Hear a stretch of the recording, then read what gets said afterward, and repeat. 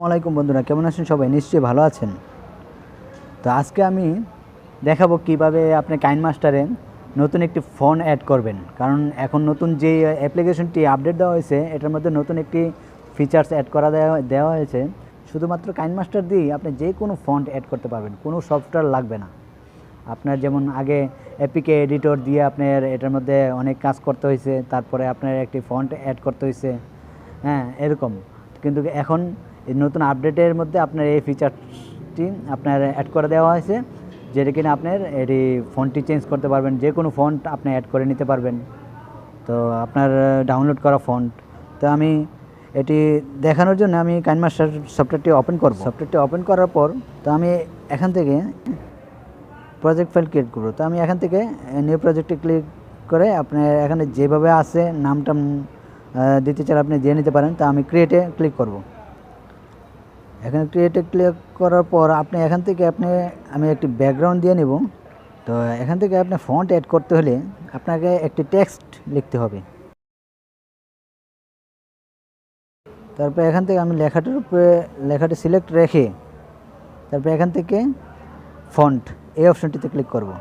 তারপর এখানে দেখুন আমি বাংলা কিছু ফন্ট অ্যাড করে রেখেছি। তো মাই ফন্ট বলতে তো আপনারা নিশ্চয়ই বুঝেন। তো এখান থেকে আপনার এই প্লাস আইকনে ক্লিক করলে আপনি এটি আপনার গ্যালারিতে নিয়ে যাবে।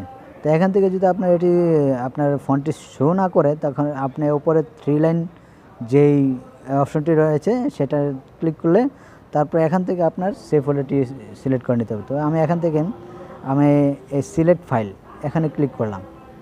তো এখান থেকে আমি আমার ফোল্ডারটি চুজ করে নিব, বেস্ট ফন্ট এখানে চলে যাব। এখান থেকে এই যে আমি এখানে এই যে সব ফন্ট, এটি বাংলা ফন্ট আমার। তো এই সবগুলো ফন্ট আমি ইউজ করতে চাই। তো এই সবগুলো ফন্ট ইউজ করতে চাইলে তো আপনি এখান থেকে এটি সিলেক্ট করে নেবেন, যেগুলো ইউজ করতে চান সেটি আপনি সিলেক্ট করে নেবেন। তো এখানে ওকেতে ক্লিক করবেন। সিলেক্ট করা হয়ে গেলে আপনার যে ফন্টটি ইউজ করতেন সেটি সিলেক্ট করা হয়ে গেলে ওকেতে ক্লিক করবেন। ফন্টগুলি ইনস্টল হতে একটু টাইম নেবে।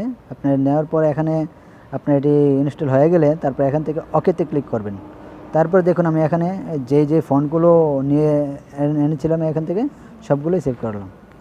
তো এখান থেকে আপনি যদি কোনো ফন্ট আপনি ডিলিট করতে চান, তো এখানে ডিলিট অপশনটি রয়েছে, এখানে ক্লিক করলে হয়ে যাবে। তো আমি ওকেতে ক্লিক করে এটা আমি রেখে চলে আসবো। তো এখান থেকে আমি বাংলা ফন্ট যেহেতু অ্যাড করেছি, তো আমি এখান থেকে এটা বাংলা লিখে নিব।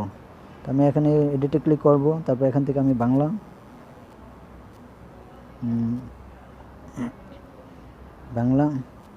আমার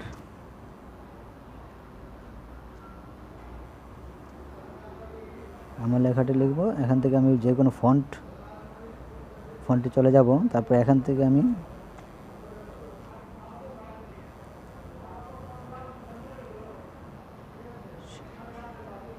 শরীফ সুপর্ণ ইউনিক এটা সিলেক্ট করে তারপর ওকেতে ক্লিক করব। তারপর দেখুন আমার এখানে কি কত সহজে এই ফন্টটি তৈরি হয়ে গেল। তো বন্ধুরা, এই ছিল আজকের ভিডিও। যদি আপনি নতুন কোনো টপিক আপনার জানা থাকে বা সেটি সম্পর্কে জানতে চান, তাহলে কমেন্টে লিখে জানাবেন, আমি সেটি নিয়ে ভিডিও তৈরি করার চেষ্টা করব। আর এরকম নতুন টিপস পেতে চ্যানেলটি সাবস্ক্রাইব করে পাশে থেকে বেল আইকনটি বাজিয়ে দিন, যেন আমরা পরবর্তী ভিডিও আপলোড দেওয়ার সাথে সাথে আপনার নোটিফিকেশনে পৌঁছে যায়। তো আজকের মতো এই পর্যন্তই। দেখা হবে নতুন কোনো ভিডিও নিয়ে। ততক্ষণ পর্যন্ত ভালো থাকবেন, সুস্থ থাকবেন। আল্লাহ হাফেজ।